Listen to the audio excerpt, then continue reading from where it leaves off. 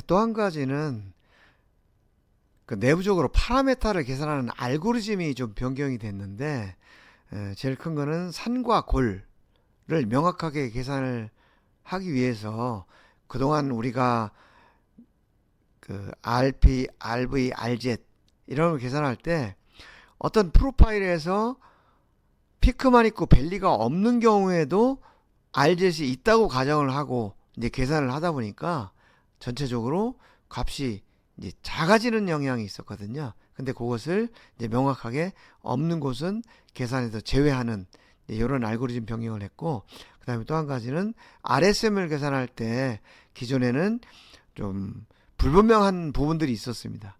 근데 그것을 ISO 16610-45에서 크로싱 더 라인 세그멘테이션 메소드라는 걸 이용해서 좀 더 정확하게 계산을 하는 표준 알고리즘을 이제 제시를 했다라는 건데요. 그림을 보면서 이제 설명을 좀 드릴게요. 지금 그림에서 보시는 것처럼 기준 길이가 하나, 둘, 셋, 넷, 다섯 개, 이렇게 다섯 개로 구성된 평가 길이가 있다고 가정을 해보는 거예요. 그러면 첫 번째 기준 길이에서는 RP만 있고 RV가 없으니까 RZ도 없는 거죠. 그 다음에 세 번째, 첫 번째가 그렇고, 세 번째 기준 길이에서는 RP도 없고 RV가 없으니까 RZ도 없는 거예요. 그리고 두 번째하고 네 번째만 RP, RV, RZ이 다 있고, 또 다섯 번째는 첫 번째하고 반대로 RP만 있고, 아니 RV만 있고 RP가 없으니까 여기도 RZ이 없어요. 그런데 기존에는 이거를 이제 어떻게 계산을 했냐 하면, 없는 부분 없는 부분은 전부 0이라고 가정을 하고, 0이라고 가정을 하고 전부 더한 다음에 나누기 5를 해서 이 값이 나온 거예요. RV도 마찬가지고 RZ도 마찬가지예요. 실제로는 여기 두 번째하고 네 번째 길이, 기준 길이에만 RZ이 있거든요. 그리고 첫 번째, 세 번째, 다섯 번째는 RZ이 없어요. 근데 RZ이 실제 존재하지 않는 부분도 전부 있다고 가정을 하고 그 값을 0으로 놓고 나누기 5를 하니까 이 값이 나오는 거죠. 근데 실제 RZ은 7.2가 아니고 18 플러스 18 나누기 하니까 얘는 RZ이 18이 돼야 되는 거죠. 이렇게 계산이 되는 것이 맞는데, 기존에는 이런 방식으로 계산이 됐었다. 4287에서는 요거는 21920이고, 그래서 요 RP, RV, RZ를 계산하는 것이 실제보다 더 작게 계산될 가능성이 있다.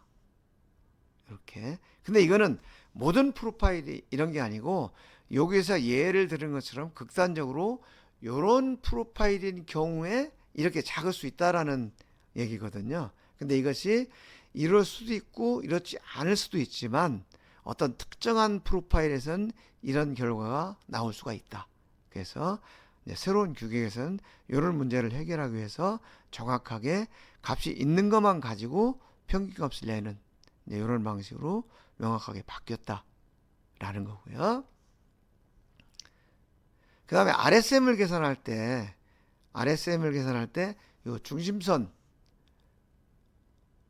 요 중심선을 가지고 이제 요 중심선 아래 위로 오르락 내리락 하는 것을 이제 프로파일 요소라고 해서 그걸 가지고 RSM을 계산을 했는데, 기존에는 프로파일이 기준선을 교차하는 지점을 어떻게 정할 거냐 라는 거에 대해서 명확한 그 표준화가 되어 있지 않다 보니까 업체별로 이제 각각 계산을 하는 부분이 있었죠. 그러다 보니까 측정기마다 조금씩 차이가 날 수가 있었다. 그래서 새로운 규격에서는 어떤 절차를 거쳐서 어떻게 계산을 하자라는 것을 이제 명확하게 표준화를 했고, 그거에 대한 내용을 16610-45에서 필터링 규격으로 제정을 해놨다. 그래서 좀 더 명확하게 계산을 하도록 했다라는 것이 알고리즘 내부의 어떤 변화 사항입니다. 이 부분들은 우리가 뭐 어떻게 할 수 있는 게 아니고 선택할 수 있는 게 아니고 소프트웨어가 내부적으로 처리하는 부분이기 때문에 이런 내용이 있다라는 정도 알고 있으면 되고요. 그 다음에 기타 여러 가지 표기법의 변화가 있을 텐데, 우리가 그동안 그 도면을 보면서도 좀 이상하게 생각을 했던 게, 이상하다기보다는 좀 어색하게 생각을 했던 게, 상한이냐 하한이냐는 이 앞에다가 표시를 해놓고 값은 저 뒤에가 있었거든요. 그래서 공차의 종류를 표시하고 그 다음에 바로 이제 여기 그 컷오프를 적용하는 이런 식으로 도면이 있었는데, 새로운 규격에서는 공차 방식 뒤에 바로 이제 값을 주도록 해놨다. 그리고 나서 그 뒤에 이제 밴드위스를 주도록 이렇게 되어 있고요. 그 다음에 상한값, 하한값을 동시에 규제를 하고 싶을 경우에는, 기존에는 이게 두 번을 이렇게 기록을 했거든요. 그래서 같은 파라메타가 아래 위로 두 개가 있으면 이것은 상한, 이것은 하한, 이제 이런 식으로 우리가 배워왔죠. 근데 새로운 규격에서는 상한과 하한을 그냥 이렇게 대괄호를 치고 거기다 두 가지를 동시에 줄 수 있게 돼 있다. 그래서 하한값 얼마, 상한값 얼마 이렇게 주면은 상한 하한을 동시에 규제할 수 있다. 이런 표기법이 일부가 변경이 됐다라는 거고요. 이제 결함을 포함하는 문제에서는 ISO 4288에서는 특별한 명시가 없는 한 고려하지 않는다 라고 언급이 되어 있었는데, 새로운 규격에서는 특별한 응기 없는 한 결함을 포함시킨다 라고 규정이 되어 있고요. 그 다음에 RSM을 계산할 때 요 중심선을 가지고 이제 요 중심선 아래 위로 오르락 내리락 하는 것을 이제 프로파일 요소라고 해서 그걸 가지고 RSM을 계산을 했는데, 기존에는 프로파일이 기준선을 교차하는 지점을 어떻게 정할 거냐 라는 거에 대해서 명확한 그 표준화가 되어 있지 않다 보니까 업체별로 이제 각각 계산을 하는 부분이 있었죠. 그러다 보니까 측정기마다 조금씩 차이가 날 수가 있었다. 그래서 새로운 규격에서는 어떤 절차를 거쳐서 어떻게 계산을 하자라는 것을 이제 명확하게 표준화를 했고, 그거에 대한 내용을 16610-45에서 필터링 규격으로 제정을 해놨다. 그래서 좀 더 명확하게 계산을 하도록 했다라는 것이 알고리즘 내부의 어떤 변화 사항입니다. 이 부분들은 우리가 뭐 어떻게 할 수 있는 게 아니고 선택할 수 있는 게 아니고 소프트웨어가 내부적으로 처리하는 부분이기 때문에 이런 내용이 있다라는 정도 알고 있으면 되고요. 그 다음에 기타 여러 가지 표기법의 변화가 있을 텐데, 우리가 그동안 그 도면을 보면서도 좀 이상하게 생각을 했던 게, 이상하다기보다는 좀 어색하게 생각을 했던 게, 상한이냐 하한이냐는 이 앞에다가 표시를 해놓고 값은 저 뒤에가 있었거든요. 그래서 공차의 종류를 표시하고 그 다음에 바로 이제 여기 그 컷오프를 적용하는 이런 식으로 도면이 있었는데, 새로운 규격에서는 공차 방식 뒤에 바로 이제 값을 주도록 해놨다. 그리고 나서 그 뒤에 이제 밴드위스를 주도록 이렇게 되어 있고요. 그 다음에 상한값, 하한값을 동시에 규제를 하고 싶을 경우에는 기존에는 이게 두 번을 이렇게 기록을 했거든요. 그래서 같은 파라메타가 아래 위로 두 개가 있으면 이것은 상한, 이것은 하한. 이제 이런 식으로 우리가 배워왔죠. 근데 새로운 규격에서는 상한과 하한을 그냥 이렇게 대괄호를 치고 거기다 두 가지를 동시에 줄 수 있게 돼 있다. 그래서 하한값 얼마, 상한값 얼마 이렇게 주면은 상한 하한을 동시에 규제할 수 있다. 이런 표기법이 일부가 변경이 됐다라는 거고요. 이제 결함을 포함하는 문제에서는 ISO 4288에서는 특별한 명시가 없는 한 고려하지 않는다 라고 언급이 되어 있었는데, 새로운 규격에서는 특별한 의무가 없는 한 결함을 포함시킨다 라고 규정이 되어 있고요. 그 다음에 우리가 1302에서 표현을 할 때 요 온둘레 표시가 있었죠. 요 온둘레 표시가 있으면은 뭐 여기뿐만 아니고 여기 전체를 다 이제 적용을 해라 이런 것들이 있는데, 요게 이제 삭제가 됐고 이게 실용성이 거의 없는 거죠. 필요한 부분에 적용을 하면 되니까.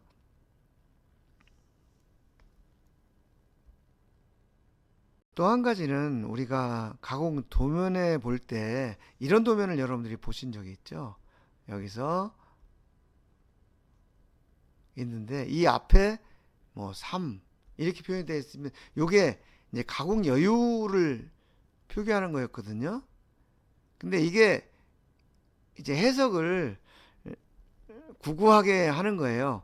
어떤 사람은 3mm를 남겨놓고 뭐 가공을 하라는 거냐, 가공 여유가 3mm라는 거냐, 이런 식으로 이제 해석이 명확하지 않다 보니까 이 부분은 이제 삭제를 했다. 그래서 이런 표시하는 것은 삭제를 했다라는 얘기고요. 또 한 가지 이제 우리가 이런 도면을 여러분들 보셨을 거예요. 규제가 있는데 요게 이렇게 동그라미가 붙으면, 이렇게 동그라미가 붙지 않으면은 요 면에 관해서 요 거칠기를 규제를 했다는 건데, 요게 붙으면은 요게 온둘레라고 그래서 이면뿐만 아니고 이면 전체를 다 이 값을 적용해라 이런 의미로 이게 사용이 됐던 거거든요. 근데 이렇게 사용이 됐었는데 이것이 실효성이 없다, 필요하면 필요한 곳에 적용을 하는 게 맞겠다라고 해서 이 온둘레 표기도 삭제가 됐다 하는 거고요. 근데 규격에 따라서 해석을 어떻게 할 거냐를 간단히 이제 가장 기본적인 거를 예를 들어봤는데요. 기존에 여기 아무것도 없는 거는 옛날 규격이죠. 이전 규격 아래 0.3 그러면은 ISO 4287을 적용한다. 기준 길이 5개에서 평균값을 계산하는 거다. 그 다음에 16% 룰이 적용이 된다. 이런 거였는데 지금 요게 붙은 경우에는 아래에는 ISO 21920-2를 적용해라. 그 다음에 평가 길이에서 계산한 단일값이다. 그 다음에 Tmax, 요 맥스 규칙이 적용된 평가다. 이런 얘기고요. 만약에 RK 0.5 여기 아무것도 없으면 ISO 13565-2번이 되겠죠. 그 다음에 이중가우스 필터를 적용하고 16%를 적용해라. 근데 새로운 규격이 나온 경우에는 ISO 21960-2번 그 다음에 로버스트 가우스 필터 RG라고 그러니까 표현을 합니다. 로버스트 가우스 필터를 적용을 해라. 그 다음에 맥스 규칙을 적용해라 라고 이전 규격하고 새로운 규격하고 이렇게 해석이 달라진다 라는 것을 말씀드리는 거고요. 요거에 따라서 설계자들은 정확하게 표현을 해줘야 된다 라는 거고요. 그리고 이 뒤에 이제 표시되어 있는 것들은 지금까지 설명한 것들을 하나하나 상세하게 항목별로 비교를 해서 이제 설명한 것들이기 때문에 그것은 따로 설명을 안 드려도 여러분들이 이해할 수 있을 겁니다. 여기까지 해서 이전 규격하고 새로운 규격, 즉 ISO 4288과 ISO 21920의 변경사항을 큰 항목으로 설명을 드렸는데요. 물론 지금 당장 이것이 적용될 수도 있고 안 될 수도 있지만 본격적으로 적용이 되려면 시간이 좀 걸릴 수 있을 겁니다. 그래서 우선은 예전에 배운 규격을 쓰시면 되고, 하지만 곧 이 새로운 규격이 적용이 될 거기 때문에, 그게 또 일부 유럽 회사는 적용을 하는데도 있습니다. 그래서 여러분들이 새로운 규격이 도면에 표시될 때 당황하지 마시고 오늘 배운 이 내용을 가지고 이제 적용을 해서 해석을 하든 측정을 하든 하시면 되고요. 특히 설계자분들한테 좀 부탁을 드리고 싶은 것은, 이제 지금까지는 다른 부분은 그렇지 않을 수 있지만 이 표면 텍스처, 표면 거칠기 부분에 대해서는 설계자들이 거의 대책이 없고 측정자가 이것을 다 해석을 하고 오히려 그 해석된 사항들을 설계자들한테 이제 알려주고 하는 이런 상황이 지금 현재 유지가 되고 있는 거예요. 그렇지만 앞으로 새로운 규격에서는 모든 것이 설계자가 결정을 해야 된다. 설계자가 결정된 내용대로. 또 한 가지는 우리가 가공 도면에 볼 때 이런 도면을 여러분들이 보신 적이 있죠. 여기서 있는데 이 앞에 뭐 3 이렇게 표현이 되어 있으면 이게 이제 가공 여유를 표기하는 거였거든요. 근데 이게 이제 해석을 구구하게 하는 거예요. 어떤 사람은 3mm를 남겨놓고 뭐 가공을 하라는 거냐, 가공 여유가 3mm라는 거냐, 이런 식으로 이제 해석이 명확하지 않다 보니까 이 부분은 이제 삭제를 했다. 그래서 이런 표시하는 것은 삭제를 했다라는 얘기고요. 또 한 가지 이제 우리가 이런 도면을 여러분들 보셨을 거예요. 규제가 있는데 요게 이렇게 동그라미가 붙으면, 이렇게 동그라미가 붙지 않으면은 요 면에 관해서 요 거칠기를 규제를 했다는 건데, 요게 붙으면은 요게 온둘레라고 그래서 이면뿐만 아니고 이면 전체를 다 이 값을 적용해라, 이런 의미로 이게 사용이 됐던 거거든요.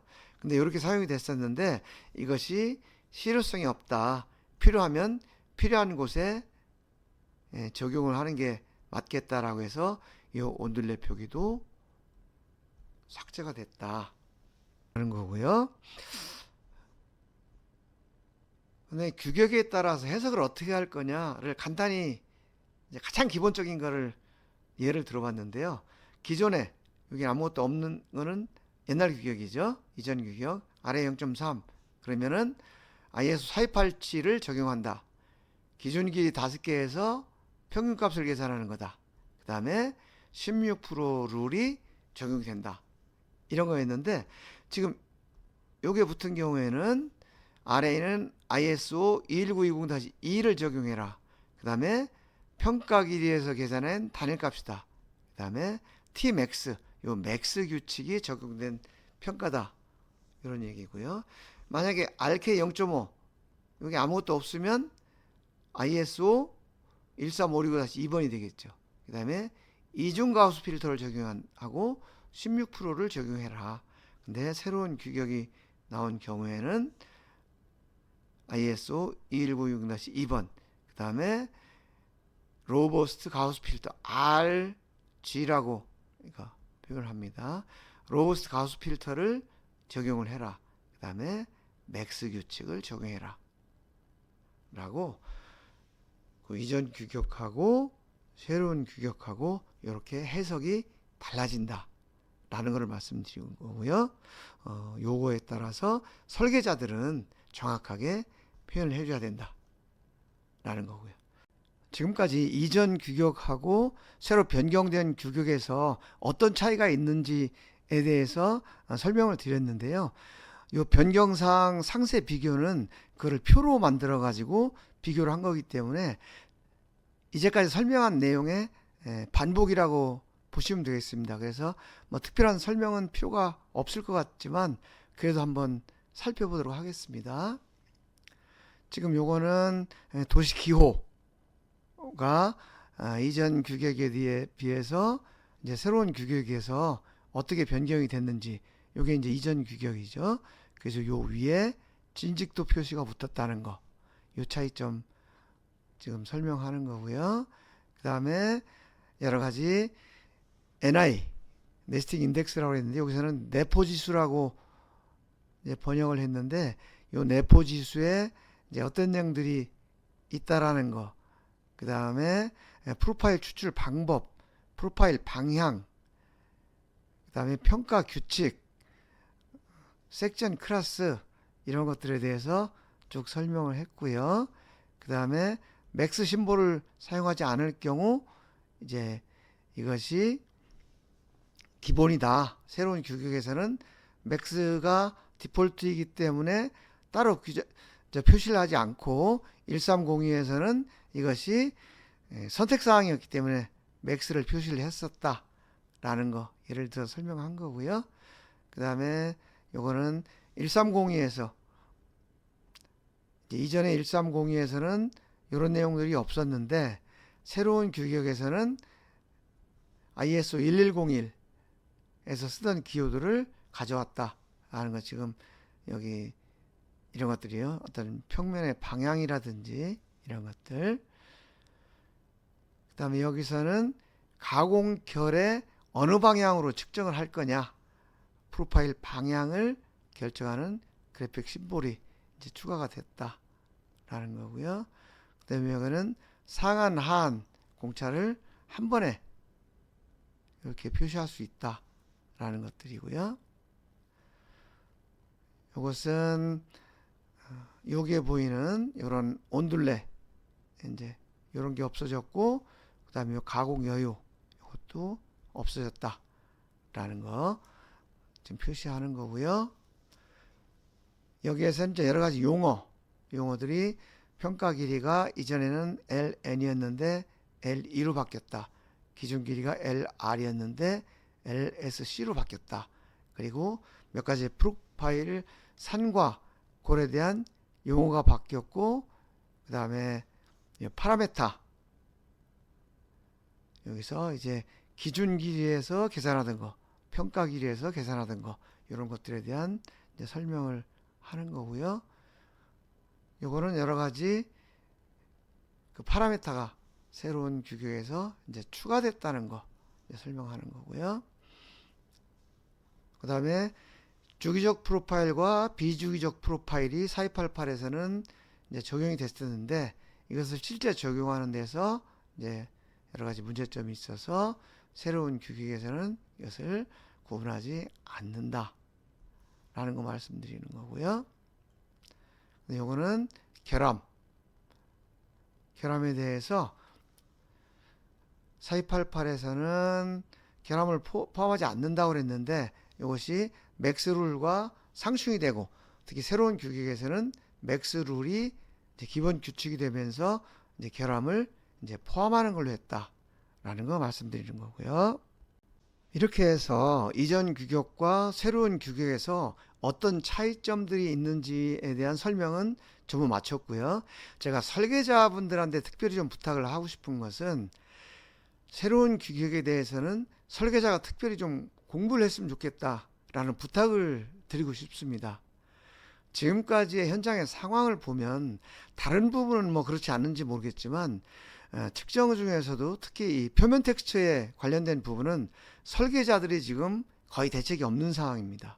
설계자들이 대책이 없고, 반면에 측정자들은 어떤 조건을 명확히 설정을 해 주어야 측정기에서 측정을 하기 때문에 설계자들보다 측정자가 지금 공부를 더 많이 하고 있고 더 많은 지식을 가지고 있는 상태입니다.